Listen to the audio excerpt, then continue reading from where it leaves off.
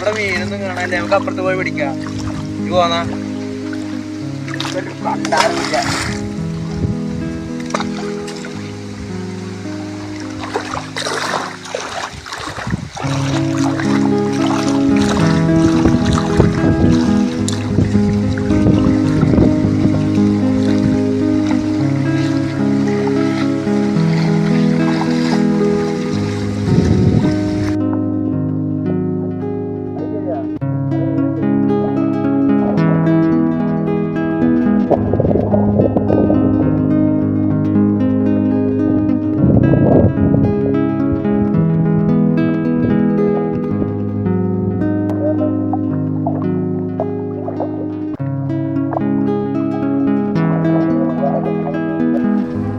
അല്ലടാ ആര് വരുന്നേ?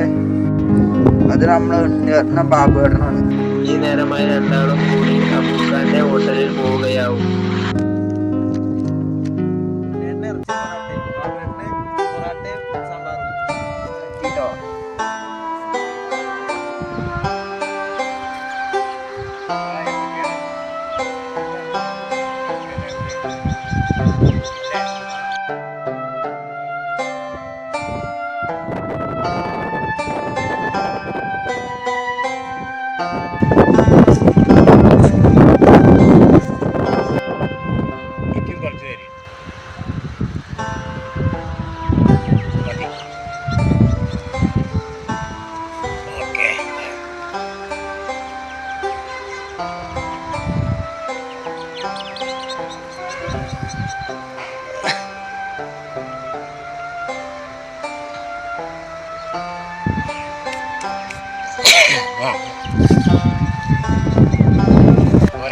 കുട്ടികൾ മീൻ പിടിക്കണ്ടല്ലോ അവിടെ, നമുക്ക് കുറച്ച് വാങ്ങണം. അതൊക്കെ ആ കുട്ടികൾ തരും. കുട്ടികളെ നമുക്ക് വേണം കേട്ടോ കുറച്ച് മീന്. അതൊക്കെ അവർ തരും.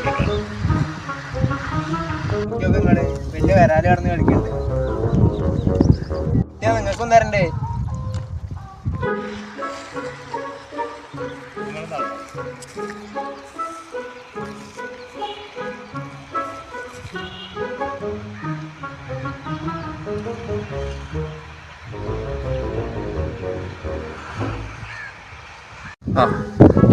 നമുക്ക് ഉണ്ണേണ്ട വീട്ടിലൊക്കെ പോയൊക്കെയല്ലേ ഹോട്ടലിലേക്ക്. അവിടെ നിന്ന് പോയാക്കാൻ പറ്റും.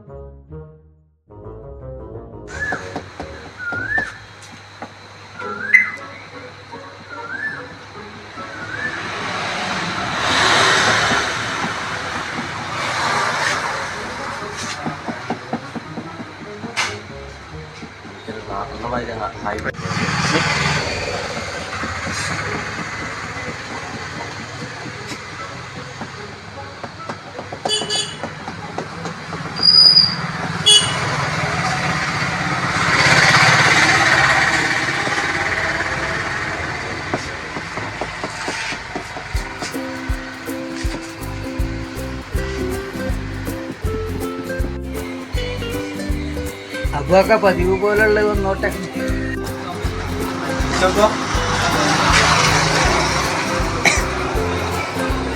എന്നാ അബുവൊക്കെ അല്ലേ?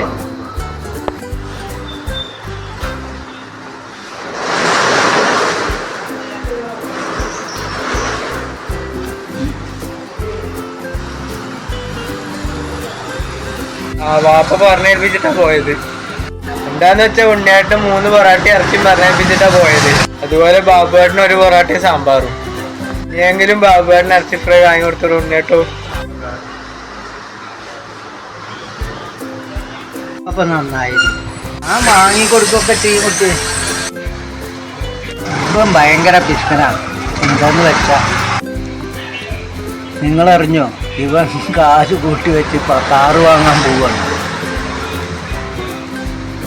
വേറെ സംസാരമുണ്ട്, ഞാൻ ഒന്നും വാങ്ങിക്കൊടുക്കില്ല.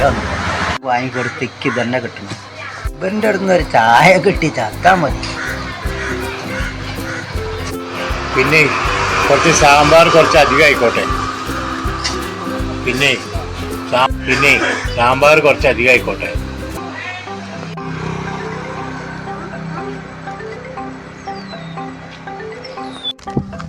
നമുക്ക് ആൽത്തറയിൽ പോവാം. അവിടെ ഉണ്ണിയേട്ടനും ബാബേട്ടനും ഉണ്ടാവും. ചിലപ്പോ നമുക്ക് ഭാഗ്യം ഉണ്ടെങ്കിലേ വല്ല വയ്യാവേലി കാര്യങ്ങൾ കാണാം. പോവല്ല, നമുക്ക് പോവാം.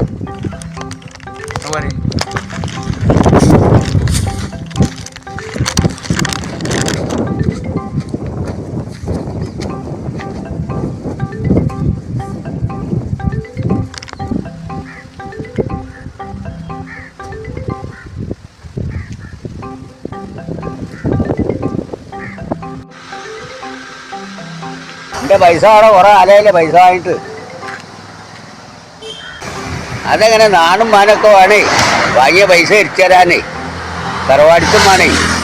നിങ്ങളിത്ര പറയുന്നുണ്ടാവും. നിങ്ങൾക്ക് ഒരാഴ്ച കഴിഞ്ഞാൽ പൈസ എടുത്ത് തരും. ഞാൻ പൈസ തന്നിരിക്കുന്നത്.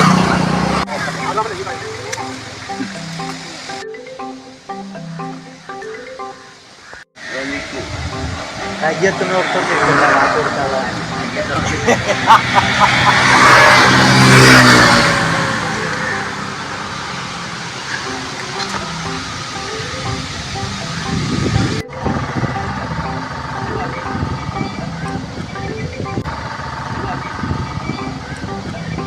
നേരെ ഒരു ചാൻസ് കിട്ടി, നിങ്ങളിത് പാഴാക്കരുത് കേട്ടോ. എന്തൊക്കെ ഇപ്പൊ ഇവിടെ ഉണ്ടായത്?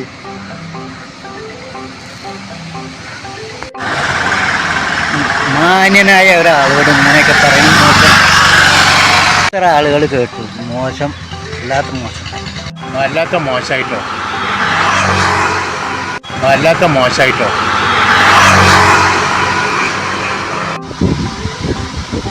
അതൊക്കെ ഇപ്പൊ ഇത് കണ്ടോ? അവസാനിച്ചിട്ടില്ല. അയാളൊരു തറവാടി തന്നെയാണ്. പിന്നെ ഇതിനെ പറ്റി വല്ല വർത്താനം ഒരു പൈസ ഉണ്ടായിരുന്നു കിട്ടില്ല.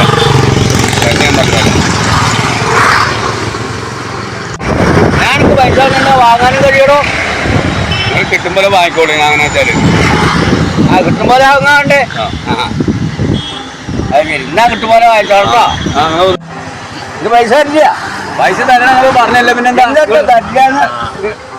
തല്ലൂടാനെ പൈസ കിട്ടില്ല. കാര്യം ഞാൻ പറഞ്ഞ പൈസ കിട്ടില്ല. ഇന്ന ദിവസം കാണേണ്ട ആൾക്കാരല്ല. ദിവസം കാണേണ്ട വാങ്ങിയ പൈസ എന്ത് നിങ്ങൾ ഈ ചെറിയ കുട്ടികളുടെ മാതിരി എന്താ വാങ്ങിയ പൈസ ഉണ്ട്?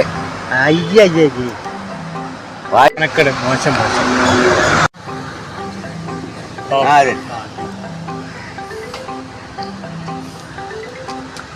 മൂപ്പര് അടുത്ത ആഴ്ച പൈസ തരുന്നല്ലേ പറഞ്ഞു.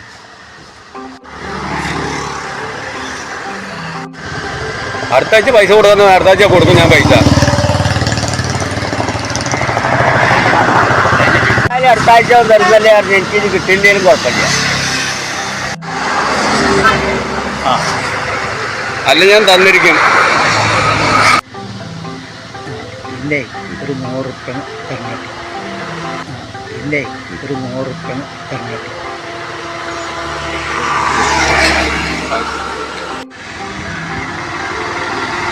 ഇത് 50 റുപ്യ ഇതായി. ഒരു 50 റുപ്യൻ്റെ തൊട്ട് തരും. ഇതിൻ്റെ പൈസ ഒന്നുമില്ല. എന്നാലേ ഒരു സിഗരറ്റ് എടുക്കാണ്ടോ? സിഗരറ്റൊന്നും തരാം.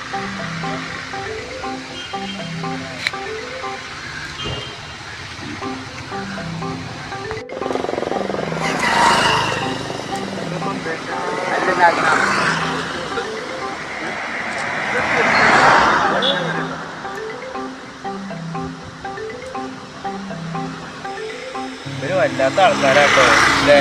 അതെ അതെ. നീ അറിഞ്ഞോ ഉണ്ണേട്ടനും ബാബുവേട്ടനും എന്തൊക്കെ അടിപിടി ഉണ്ടായിട്ട് പിടിഞ്ഞു? ആ അതെ. എപ്പോ?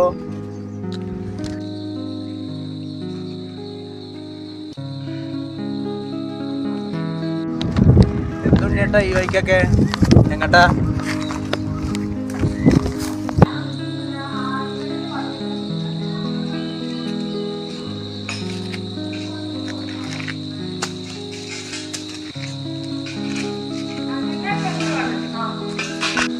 ഞാൻ അങ്ങാടിയ കുട്ടികള. നിങ്ങൾ പോരണോ? ഇറച്ചി പൊറാട്ടയും വാങ്ങിത്തരാം. ഇപ്പൊ ഇല്ല. ആ പിന്നെ വരാ.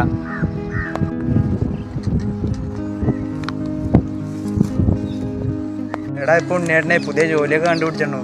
അതെ. സ്വാമിയുടെ പരികർമ്മിയായി, അതായത് സഹായിയായി ഉണ്ണേട്ടൻ പോലെ തുടങ്ങിയിരുന്നു. മർദ്ദയ്ക്കും പ്രേതങ്ങൾക്കും കാരണവന്മാർക്കും ഉള്ള ഒരു കർമ്മം കൊടുക്കലിനാണ് ഇപ്പോൾ അയാൾ പോണത്. മരിച്ച വീട്ടിലെ ക്രിയകൾക്കും സ്വാമിയായിട്ട് ഈ ഉണ്ണേട്ടനുണ്ട്. എന്തായാലും ദക്ഷിണ കിട്ടിയെന്ന് വലിയൊരു പ്രതിഫലം സ്വാമി ഉണ്ണേട്ടന് കൊടുത്തിരുന്നു.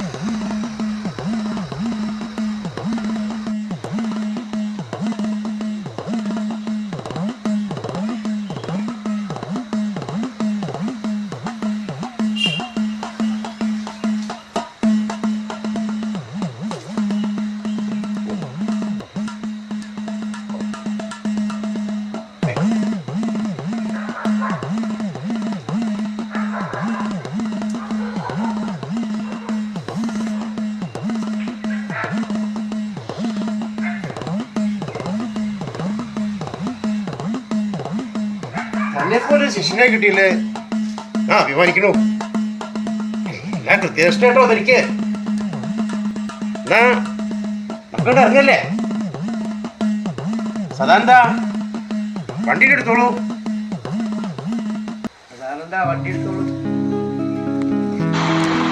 അങ്ങനെ ഒരു വീട്ടിലെ പൂജയ്ക്ക് നമ്പൂതിരിയെ വിളിച്ചിരുന്നു.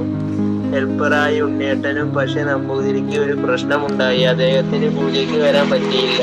പക്ഷെ ഉണ്ണേട്ടനാണെങ്കിലോ നേരത്തെ എത്തിയിരുന്നു. അപ്പോൾ മൂപ്പർ പറഞ്ഞു, ഈ പൂജയെല്ലാം എനിക്കറിയാമെന്ന്, ഞാൻ പൂജ ചെയ്താൽ മതിയോ എന്ന്. അങ്ങനെ അവിടെ കൂടി ആളുകൾ പറഞ്ഞു, എന്നാൽ ഉണ്ണേട്ടൻ തന്നെ അങ്ങ് പൂജ ചെയ്തോളൂ എന്ന്.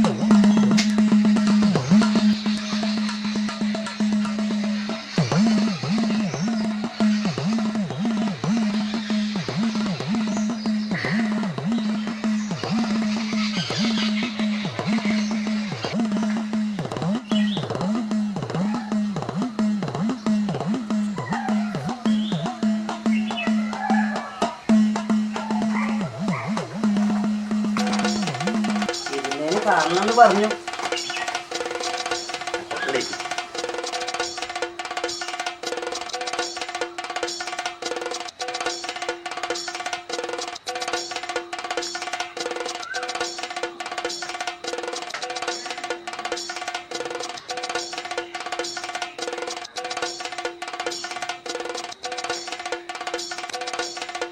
എന്താ ഉണ്ണിയേ, സുഖനല്ലേ? ഞാൻ ഒന്ന് കാണണം വെച്ചാ ഇപ്പൊ ആളെ അയക്കേണ്ട അവസ്ഥയല്ലോ. അല്ല, മോങ്ങനെ ആലോചിക്കായിരുന്നേ, ഇനി മുതൽ തൻ്റെ കൂടെ തൻ്റെ ശിഷ്യനായിട്ട് അങ്ങോട്ട് കൂടിയാലോന്ന്.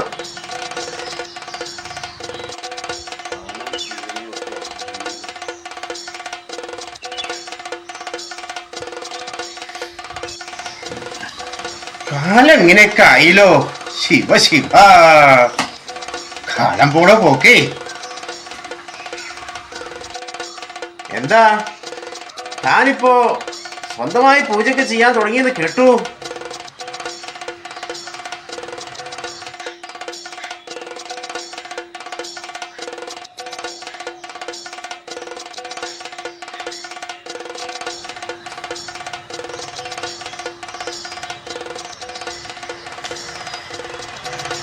എന്നാ എനിക്ക് പോവാം. എന്നാലും വിളിച്ചപ്പോ താൻ വന്നൂലോ. എനിക്ക് തന്നോട് പരിവൊന്നുമില്ല കേട്ടോ.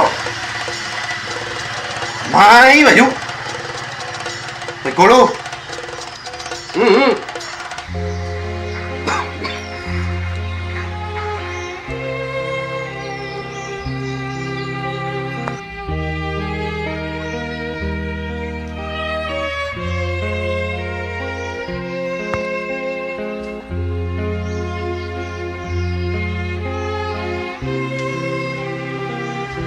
എടാ, അതുകൊണ്ടൊന്നും ഉണ്ണിയേട്ടം നടന്നിട്ടില്ല കേട്ടോ.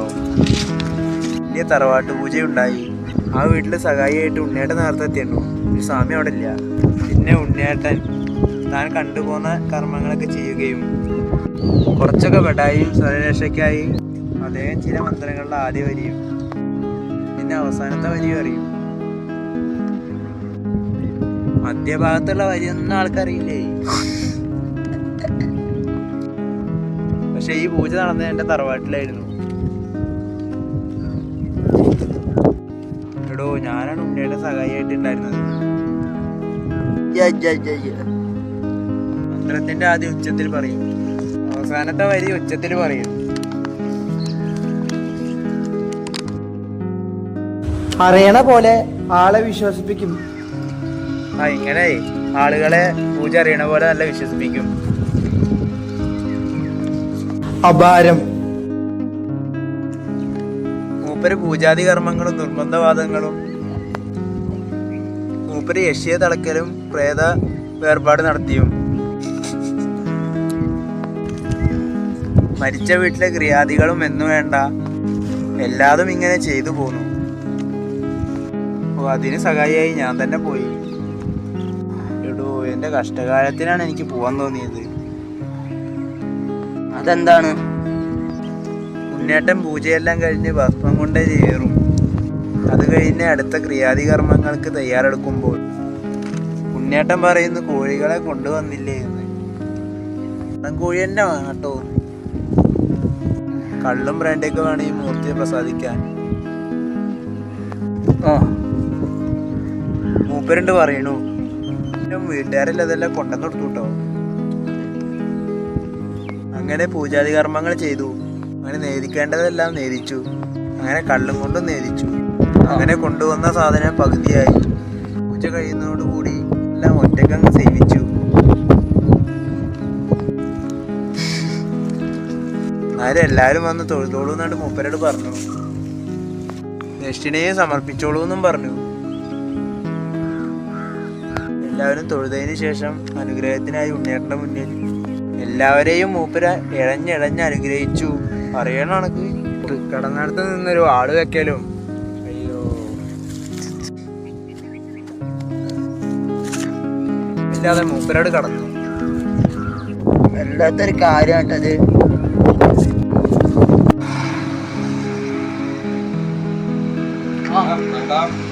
എന്തെങ്കിലും സുഖല്ലേ? എന്താ ലീവാണോ? ഇല്ല, നമ്മുടെ യാത്ര ഇത് തറവാട്ടമ്പലം വരെ ഗംഭീര പോതിയാണ്.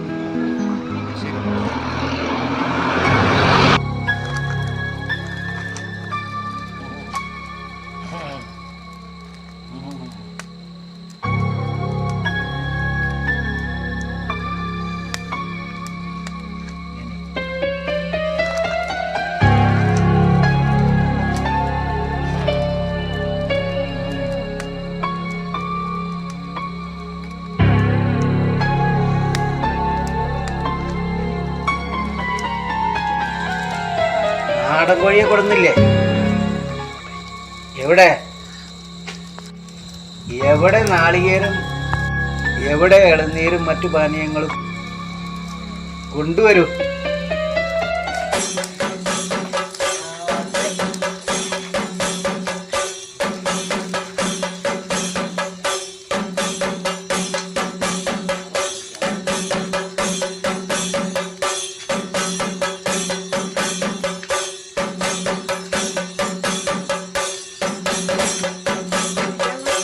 തോളി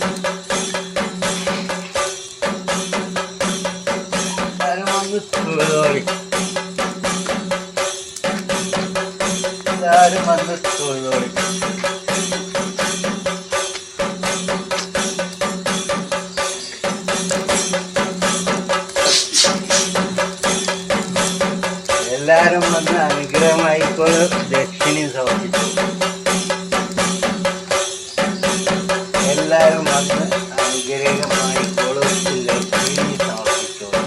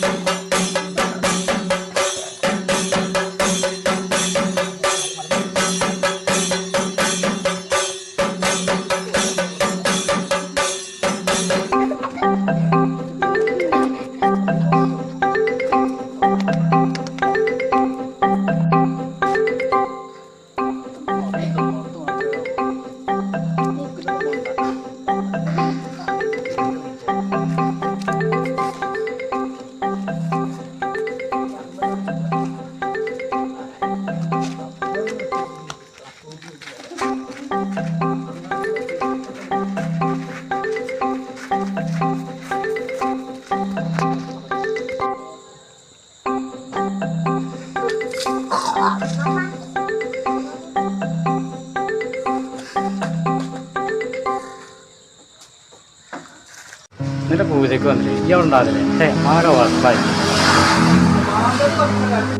അയാൾ വെള്ളടിച്ചിട്ട് ആകെ കൊളാക്കിയ കണ്ടില്ലേ? നീ അയാളെ പൂജയ്ക്ക് വിളിക്കണ്ട.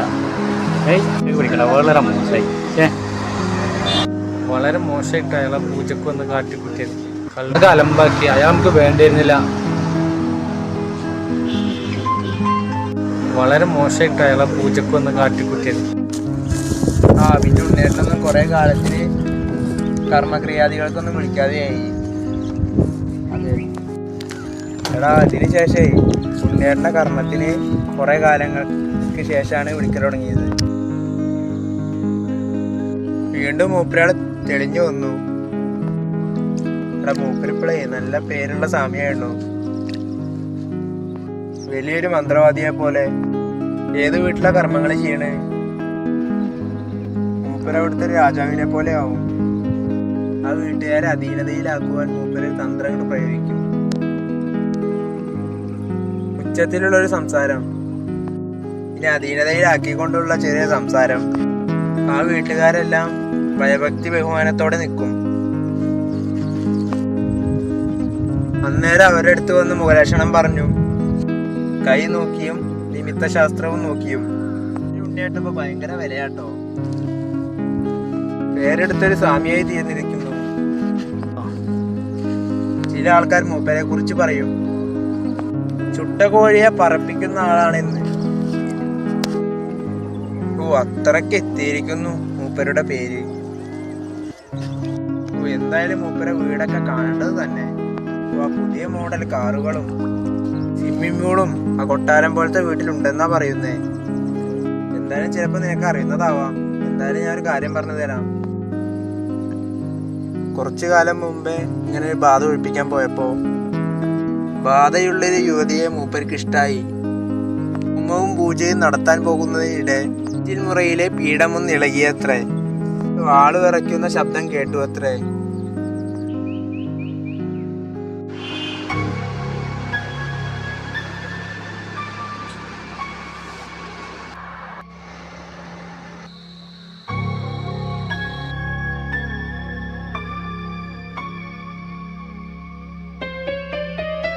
ഉണ്ണി, നീ ശരിക്കും മന്ത്രങ്ങൾ പഠിക്കാതെ ഉരുവിടാത്തതാണെങ്കിൽ കൂടി ഞാൻ നിന്നിൽ സംപ്രീതയായിരിക്കുന്നു.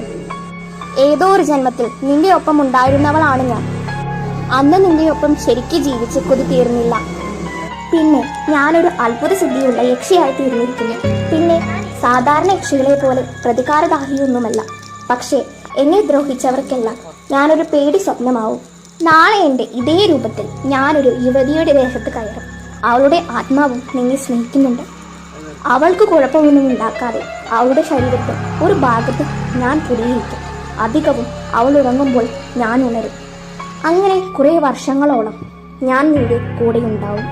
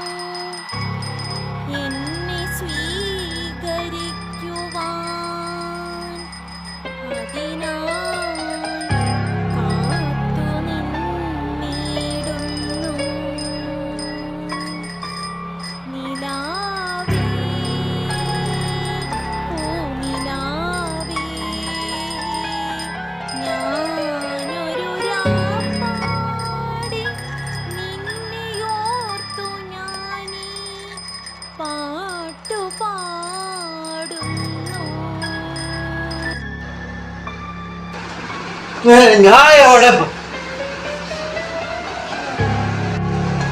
എന്തത് കഥ? ഞാൻ സ്വപ്നം കണ്ടു തന്നെയാണോ?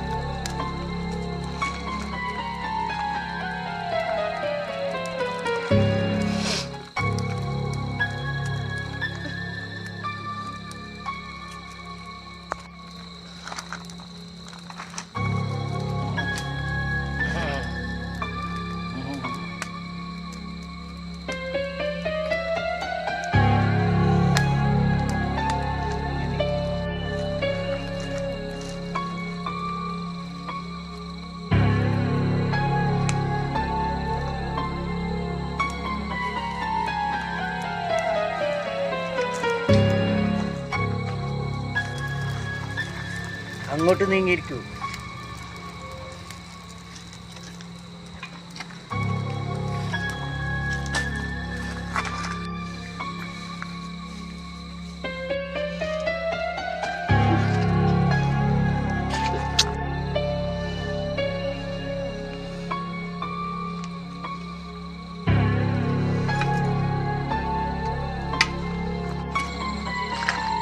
എൻ്റെ കൂടെ പോരണോ?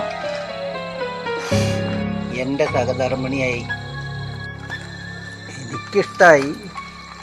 ഭൗതിക്കോ? എനിക്കിഷ്ടായത് കൊണ്ടാണ് ഞാനിവിടെ യക്ഷിബാധ കയറിയതുപോലെ അഭിനയിച്ചത്. മനസ്സിലായോ? ഇവിടെ ഞാൻ വിവാഹം ചെയ്യണതിൽ ആർക്കെങ്കിലും എതിർപ്പുണ്ടോ? അപ്പൊ നിങ്ങൾ പറഞ്ഞത് നേരെ തന്നെയാണോ? ഞങ്ങൾക്കത് വിശ്വസിക്കാമോ? ഭഗവാനെ നീ കാത്തു കൊള്ളണേ. കല്യാണ ചെലവുകളിലൊക്കെ സ്വരൂപിക്കണ്ടേ? ഇപ്പൊ ഇവിടെ കൂടിയ ആളുകൾ മതിയല്ലേ? പറഞ്ഞ പോലെ സ്വാമി അമ്പലത്തിലേക്ക് വരാം. ഹായ് വിനയ, നമ്മൾ തമ്മിൽ കണ്ടിട്ട് വർഷങ്ങളായല്ലോ. എന്നിട്ട് എന്തൊക്കെയുണ്ട്? നല്ലത്. നമുക്ക് എന്തെല്ലാം മാറ്റങ്ങളാണ് വന്നിരിക്കുന്നത്. ഞാനിപ്പോ നമ്മുടെ ഉണ്ണിയേട്ടനില്ലേ, മൂപ്പരുടെ ഒപ്പാണ്.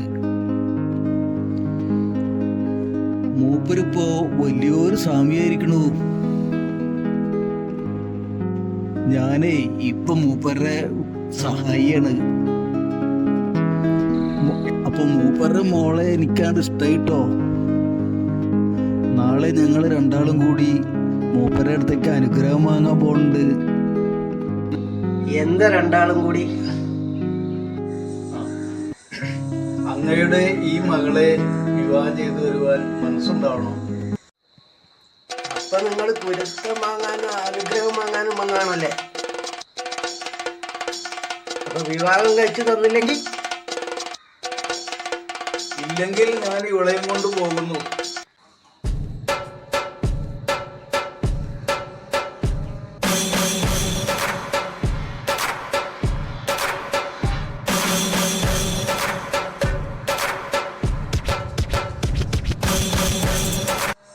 എന്നാ ശ്യാമളെ, ഇവരെ ഞങ്ങളുടെ അകത്തേക്ക് കൂട്ടിക്കൊണ്ടേക്കോളൂ.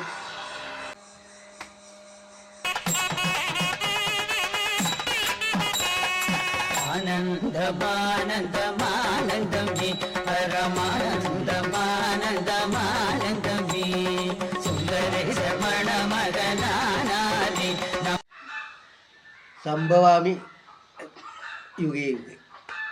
എല്ലാവർക്കും എൻ്റെ ഷോർട്ട് ഫിലിം ഇഷ്ടപ്പെട്ടെന്ന് വിചാരിക്കുന്നു.